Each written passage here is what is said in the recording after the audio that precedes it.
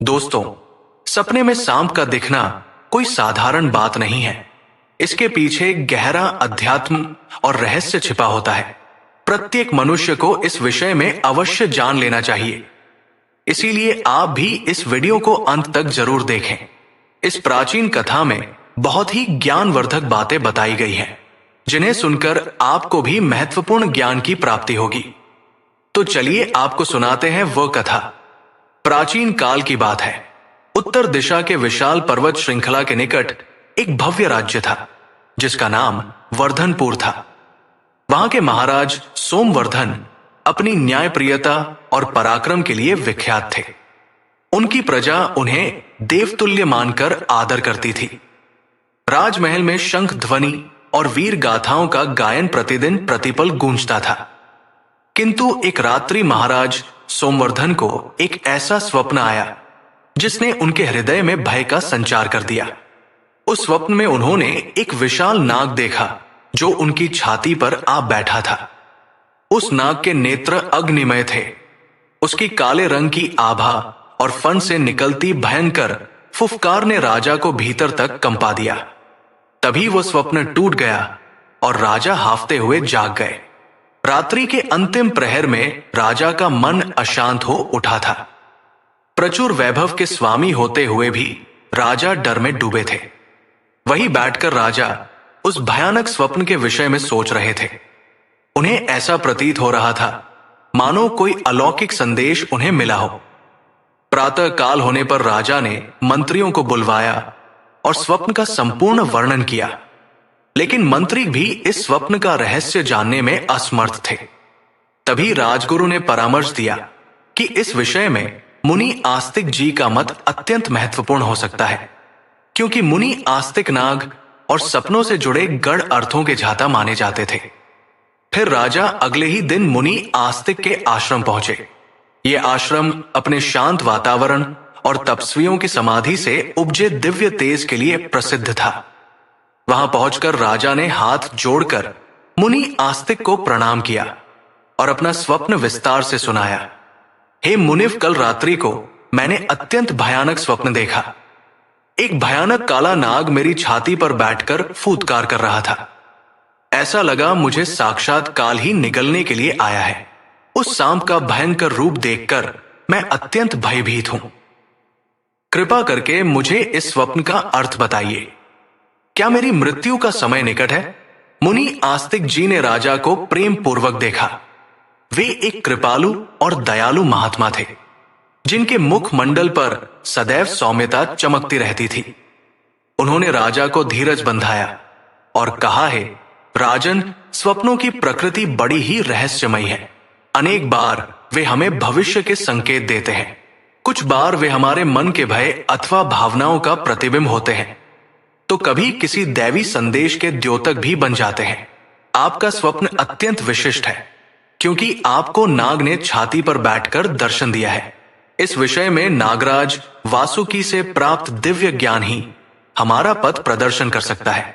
राजा के हृदय में जिज्ञासा और भय दोनों थे। उन्होंने विनम्र स्वर में पूछा, भगवन, यदि आप उचित समझे तो कृपया मुझे बताइए कि नागराज वासुकी का इस संदर्भ में क्या मत था। कैसे हमें पता चले कि यह स्वप्न शुभ है या अशुभ, और इससे बचने का क्या उपाय हो सकता है? यह सुनकर मुनि आस्तिक जी ने स्मित किया, मानो किसी प्राचीन स्मृति में लीन हो गए हो। फिर उन्होंने राजा से कहा, हे राजन, मैं आपको वो वृतांत सुनाता हूं जब मैंने स्वयं कठोर तप करके नागराज वासुकी को प्रसन्न किया था। उस समय उन्होंने मुझे स्वप्न में नागदर्शन के कई गूढ़ रहस्य बताए थे। वे सारी बातें आज आपके लिए सहायक होंगी। मुनि आस्तिक ने गहरी सांस ली और अपनी कथा आरंभ की। उन्होंने बताया कि एक समय की बात है जब वे ज्ञान की खोज में वन वन घूमते थे। उनके मन में अनेक प्रश्न थे। जीवन और मृत्यु का रहस्य, स्वप्नों की महिमा, सृष्टि की उत्पत्ति और नागों से जुड़ी रहस्यमयी कथाएं। इन्हीं प्रश्नों के उत्तर पाने के लिए वे दिव्य तपस्या करने लगे। घनघोर वन के मध्य उन्होंने एक निर्जन स्थल चुना, जहां रात दिन की तपन जंतुओं की आवाज और सहस्रों सन्यासियों के त्याग की स्मृति रही। वहां किसी भी प्रकार की सुविधा ना थी, केवल प्रकृति की गोद थी। मुनि आस्तिक ने शरीर को तितिक्षा की अग्नि में तपाना प्रारंभ किया। भोजन त्याग कर निर्जला व्रत रखकर वे कठोर साधना में लीन हो गए। कई मास बीत गए। तपस्या के प्रभाव से मुनि आस्तिक के शरीर की कांत अद्भुत हो गई थी। उनकी आंखों में दिव्य ज्ञान की ज्योति जलने लगी। तब दिन जब आकाश में सुदंड मेघ मधुर संगीत सी प्रतीत हो रही आभा बिखेर रहे थे, तभी मुनि आस्तिक को एक दिव्य स्वर सुनाई दिया। यह स्वर गहरा और सर्पों की फुफकार जैसा था, किंतु उसमें एक देवी गूंज थी। वे ध्यान से उस दिशा में देखने लगे तो उन्होंने देखा कि उनके समक्ष स्वयं नागराज वासुकी प्रकट हो गए। उनकी प्रतिमा अत्यंत विशाल थी। मस्तक पर दिव्य मणि सुशोभित थी। फण पर 7 धाराएं निकलती थी और शरीर श्वेत आभा के साथ साथ अनेक रंगों की चमक से आलोकित था।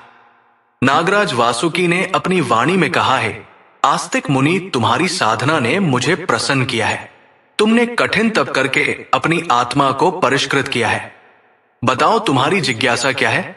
मैं तुम्हें ज्ञान का वरदान देता हूं। यह सुनकर मुनि आस्तिक ने विनम्रता पूर्वक प्रणाम किया और प्रार्थना की, हे नागराज, मुझे जीवन के रहस्यों से जुड़े प्रश्नों के उत्तर चाहिए और मैं स्वप्नों में सर्व दर्शन के गुणार्थों को जानना चाहता हूं। कृपा करके मुझे वो ज्ञान प्रदान करें जिससे मैं जन कल्याण कर सकूं। नागराज वासुकी ने कुछ पल अपनी अनेक नेत्रों वाली दृष्टि से मुनि आस्तिक को देखा, मानो वे मुनि के तप की परीक्षा कर रहे हो। तत्पश्चात उन्होंने मधुर वाणी में कहना आरंभ किया, हे मुनि, स्वप्न में सांप का दिखाई देना अनेक संकेतों को प्रकट करता है। कई बार ये पूर्वजों या कुल देवताओं का कोई संदेश हो सकता है। कभी ये चेतावनी हो सकती है तो कभी ये जीवन में बदलाव का संकेत देता है। मैं तुम्हें विभिन्न प्रकार के सपनों और उनमें सांपों की भूमिका का विस्तार से वर्णन करूंगा। यदि स्वप्न में कोई व्यक्ति अपने निकट सांप को बिना किसी हानि के शांति से बैठा हुआ देखे तो वो अपने जीवन में आने वाले नए अवसरों और समृद्धि के प्रतीक को दर्शाता है। ये सपने वाला प्राय धन की प्राप्ति या उन्नति का संकेत लेकर आता है। परंतु यदि वही सांप स्वप्न में अत्यंत क्रोध में फुफकारता दिखाई दे तो समझो कि तुम्हारी दिनचर्या या कर्म पथ में कुछ ऐसा है जो तुम्हें बाधा पहुंचाने वाला है।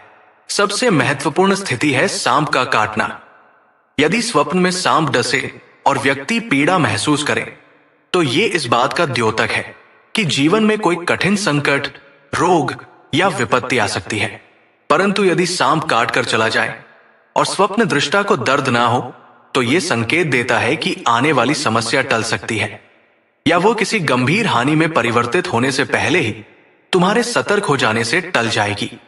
यदि कोई स्वप्न में नागनागिन का जोड़ा देखे तो ये अत्यंत शुभ माना जाता है। ये दाम्पत्य जीवन की प्रगाढ़ता, प्रेम या किसी नए संबंध की स्थापना का द्योतक होता है। कभी कभी ये संकेत संतान सुख से भी जुड़ा हो सकता है। परंतु यदि वही जोड़ा क्रुद्धा अवस्था में लिपटा हो और फुफकार रहा हो तो सावधान हो जाना चाहिए। इससे पारिवारिक विवाद या संबंधों में खटास आने के संकेत मिलते हैं। स्वप्न में यदि सांप का पीछा करना दिखाई दे कि वह तुम्हें डंसने के लिए दौड़ रहा है तो यह प्राय छिपे हुए शत्रुओं अथवा गुप्त बाधाओं का प्रतीक होता है। मनुष्य को सलाह दी जाती है कि ऐसे स्वप्न आने पर सतर्कता रखें, अपने आसपास के लोगों की नियत पर ध्यान दें और अपने आचरण को सही रखें। कभी कभी ये किसी मानसिक अशांति या भय को भी प्रतिबिंबित करता है जिसे साधना या सतर्कता से दूर किया जा सकता है। यदि स्वप्न में कोई सर्प व्यास आसन या किसी तरह के सिंहासन आसन पर बैठा दिखे तो ये उच्च पद, यश और सफलता का प्रतीक होता है। यह दर्शाता है कि यदि तुमने उचित समय पर सही प्रयास किए तो तुम्हारी ख्याति दूर दूर तक फैलेगी।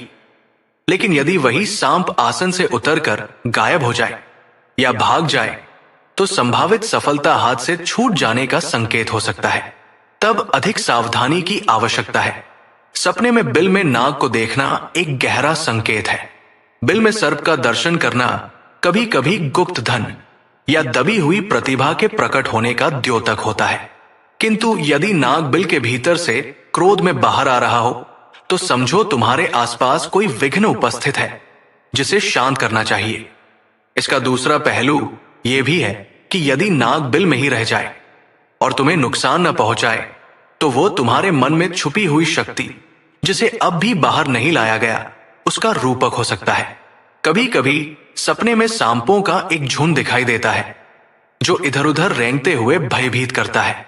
यह संकेत देता है कि जीवन में अनेक छोटी छोटी समस्याएं एक साथ उठ सकती हैं या कुछ लोग मिलकर कोई षड्यंत्र रच रहे हो।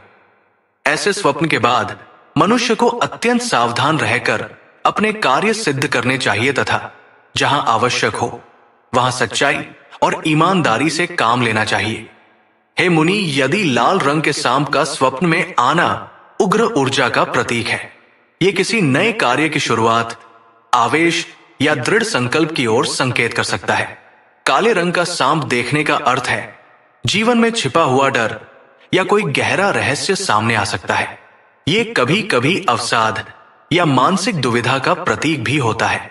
नीले रंग का सांप अधिकता में क्रोध अथवा मानसिक हलचल को दर्शाता है, जबकि हरा रंग का सांप धन, उर्वरता या नई संभावनाओं से जुड़ा होता है।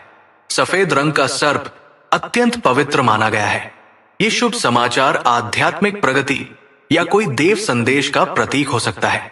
जो सांप बहुरंगी दिखाई दे, उसमें कई तरह के रंग मिलजुल कर चमक रहे हो, वो जीवन के विविध पक्षों से जुड़ी परिस्थितियों का संकेत देता है। कभी आनंद, कभी शोक, कभी सफलता, कभी विफलता जैसा प्रतीक है। सांप के द्वारा डसना और यह देखना कि वो किस अंग पर डस रहा है, यह भी महत्वपूर्ण है। यदि सांप हाथ पर डसे तो चेतावनी है कि कोई कार्य पूर्ण होने से पहले बाधित हो सकता है। यदि पैर पर डसे तो समझो यात्रा या जीवन मार्ग में कोई बड़ा अवरोध आ सकता है। सिर पर या मस्तक के निकट डसना कभी कभी गंभीर मानसिक कष्ट या बड़े शत्रु का संकेत होता है। परंतु यदि कोई इसके बाद भी जागते ही एक विशेष साधना करे, जैसे रुद्रा अभिषेक, विष्णु सहस्त्रनाम या देवी की आराधना, तो ये अनिष्ट टल जाता है। कभी कभी स्वप्न में डसना चेतावनी मात्र होता है। असल में घटना ना होकर केवल सावधान करने के लिए वो दृश्य दिखता है। हे मुनिवर, जो स्वप्न में कोमल स्वभाव का हरा या शुभ्र रंग का सर्प केवल देख भर ले, उसे धन की प्राप्ति हो सकती है। शुभ अवसर हाथ लग सकते हैं। यदि वही सांप मनोहर रूप में फण फैलाकर किसी रत्न का प्रकाश दे रहा हो तो ये अत्यंत शुभ होता है। परंतु गहरे काले, क्रोधपूर्ण या बहुत भयावह रूप वाला सांप यदि सपने में दिखाई दे तो दरिद्रता या विपत्ति आने की आशंका रहती है। यह भी ध्यान रहे कि केवल काला रंग ही अशुभ नहीं होता, उसे किस भाव में देखा जा रहा है यह भी महत्वपूर्ण है। यदि काला सांप शांत है और आत्मिकता का प्रतीक बनकर दिख रहा है तो उसका अर्थ भिन्न हो सकता है। किंतु अधिकांश बार काले सांप को भयावह अवस्था में देखने से मनुष्य को सचेत रहना चाहिए। यदि कोई मनुष्य स्वप्न में किसी नाग को अपनी छाती पर बैठा हुआ देखता है, ये अत्यंत गंभीर और अशुभ स्थिति मानी गई है, क्योंकि छाती मनुष्य का हृदय स्थान होता है, वही उसकी भावनाएं, साहस और जीवन प्राण प्रतिष्ठित है। यदि सांप वहां आकर बैठ जाए तो ये इस बात की ओर संकेत करता है कि जीवन की ऊर्जा किसी भय या संकट से बुरी तरह बंध गई है। ये आने वाले बड़े संकट, रोग या हानि का द्योतक हो सकता है। उसे मुक्ति पाने के लिए विशेष अनुष्ठान करने की आवश्यकता होती है। कुछ धार्मिक प्रायश्चित, देवी देवताओं की आराधना या नाग पूजन से ही ये दोष शमन होता है। कभी ये संकेत पारिवारिक वंश में कोई भयावह समस्या उभरने का द्योतक भी हो सकता है। इतना कहकर नागराज वासुकी मौन हुए। मुनि आस्तिक के मस्तिष्क में ये समस्त रहस्य घूम रहे थे। उन्होंने दोनों हाथ जोड़कर विनम्रता पूर्वक कहा, हे नागराज, आपने मुझे स्वप्न में सांपों से जुड़े संकेतों का विस्तार से ज्ञान प्रदान किया।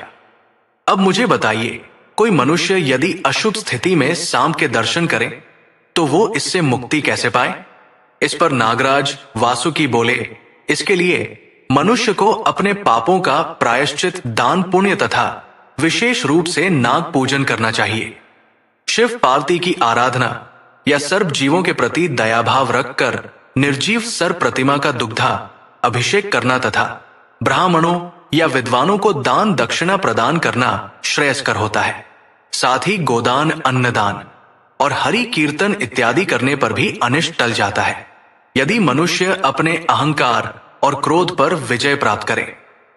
साथ ही प्राणायाम व मंत्र साधना से अपने हृदय को शुद्ध करें तो इससे बड़े से बड़ा दुष्प्रभाव शांत हो सकता है।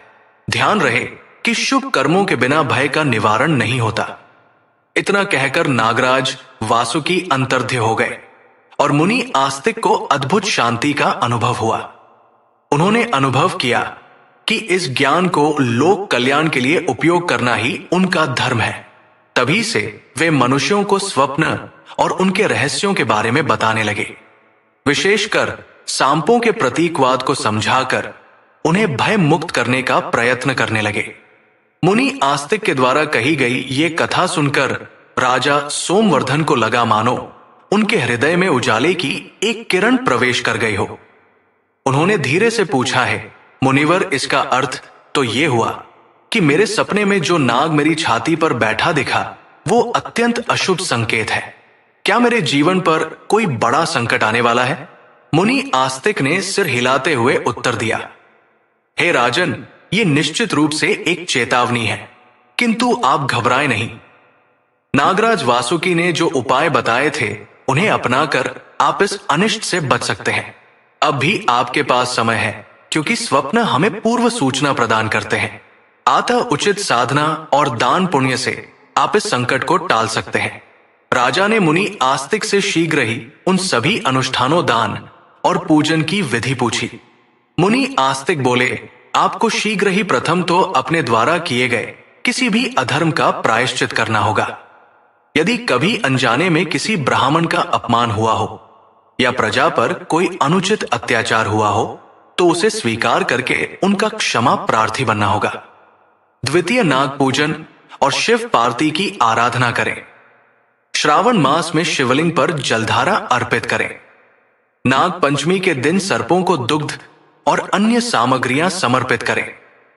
हालांकि वास्तविक सर्पों को दूध पिलाने से अधिक भाव पूजन का महत्व है, इसलिए पूजा स्वरूप नागदेव की प्रतिमा बनाकर उस पर दुग्धा अभिषेक करें। तृतीय, गौशाला में गोदान करें या ब्राह्मणों में अन्न दान करें। कुछ दिनों तक प्रातः काल हवन पूजन भी करें और विष्णु सहस्त्र नाम या महामृत्युंजय मंत्र का जप करवाएं। इस प्रकार का सत्कर्म आपके भाग्य में शुद्धि लाएगा और हृदय पर बैठे अशुभ संकेत को नष्ट करेगा। राजा सोमवर्धन ने पूरे मनोयोग से मुनि आस्तिक की बातें सुनी और निश्चय किया कि वे अविलंब इन सभी उपायों को करेंगे। अगले ही दिन से राजमहल में वैदिक आचार्यों को बुलवाया गया।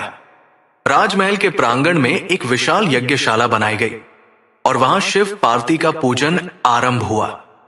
राजा ने दरबार में किसी भी प्रकार के अन्याय की जांच करवाई और जिन व्यक्तियों के साथ कभी अनुचित व्यवहार हुआ था उन्हें न केवल उचित मुआवजा दिया बल्कि व्यक्तिगत रूप से क्षमा भी मांगी। गौशाला में जाकर कुछ गायों का दान किया और निर्धन ब्राह्मणों, मजदूरों तथा रोगियों को भोजन एवं वस्त्र वितरित किए। नगर के चौराहों पर भी अन्न क्षेत्र खोले गए जहां हर भूखे को भोजन उपलब्ध कराया गया। इस सब के बीच राजा रोज प्रातः और साय काल महामृत्युंजय मंत्र का जप करवाते और स्वयं भी यज्ञ कुंड के समक्ष बैठकर ध्यान करते। उन्होंने किसी भी प्रकार के अहंकार, लोभ एवं क्रोध का त्याग कर दिया। धीरे धीरे ऐसा लगने लगा मानो नगर का वातावरण ही बदल गया हो। जहां पहले भय और आशंका छाई थी, अब वहां भक्ति और पुण्य का प्रकाश फैल रहा था। प्रजा अपने राजा की इस धार्मिक निष्ठा से अत्यंत प्रसन्न हुई और उन्हें अपने स्नेह से आशीष देने लगी। कुछ दिन बाद जब सभी अनुष्ठान पूर्ण हो गए तब एक रात्रि राजा सोमवर्धन ने फिर स्वप्न देखा। इस बार भी उन्होंने नाग को देखा, किंतु वो पहले जैसा भयंकर न होकर शांत और सौम्य प्रतीत हो रहा था। वो नाग उनके समक्ष आया, फुफकार के बदले मानो प्रसन्नता प्रकट कर रहा हो। थोड़ी देर बाद उसने अपना फण मोड़ा और अदृश्य हो गया। उस रात्रि को राजा का मन आश्चर्यजनक रूप से शांत था। अगले दिन मुनि आस्तिक स्वयं राजमहल पधारे और बोले, राजन नागराज, वासुकी ने संकेत दिया है कि आपके पुण्य कर्मों और भक्ति की वजह से संकट टल गया है। आप निश्चिंत होकर राज्य सुख भोगें और धर्म का आचरण करें। राजा सोमवर्धन ने श्रद्धा पूर्वक मुनि आस्तिक को प्रणाम किया और कृतज्ञता व्यक्त की। उन्होंने वचन दिया कि वे आगे भी धर्म और सत्य के मार्ग पर चलेंगे तथा प्रजा के हित को सदा सर्वोपरि रखेंगे। इस प्रकार जिस स्वप्न ने राजा को भयभीत कर दिया था, उसी ने उन्हें सतपथ पर चलने की प्रेरणा भी दी। नागराज वासुकी के अलौकिक संदेश का लाभ न केवल राजा को मिला, बल्कि पूरी प्रजा ने भी उसकी छाया में समृद्धि और शांति का अनुभव किया। यही समाप्त होती है वो कथा जो सपने में सांप देखने के रहस्यों का विस्तार से वर्णन करती है और बताती है कि जीवन में आने वाले प्रत्येक संकेत का उद्देश्य मनुष्य को चेताना और सही मार्ग की ओर उन्मुख करना है। चाहे स्वप्न में दिखाई देने वाला नाग किसी भी रूप में क्यों ना आए, उसके पीछे का संदेश हमें जागृत रहने, पुण्य कर्म करने तथा आध्यात्मिक उन्नति का मार्ग अपनाने की ओर प्रेरित करता है। इस प्रकार की कथाएं हमें सदा स्मरण कराती है कि जीवन में कोई भी समस्या असाध्य नहीं, जब तक हम सत्य, धर्म और परोपकार का दामन थामे हुए हैं। तो दोस्तों, उम्मीद है आपको यह जानकारी पसंद आई होगी। वीडियो को लाइक जरूर करें और कमेंट में जय श्री कृष्ण और जय नाग देवता अवश्य लिखें। साथ ही चैनल को सब्सक्राइब करें। आप सभी का धन्यवाद।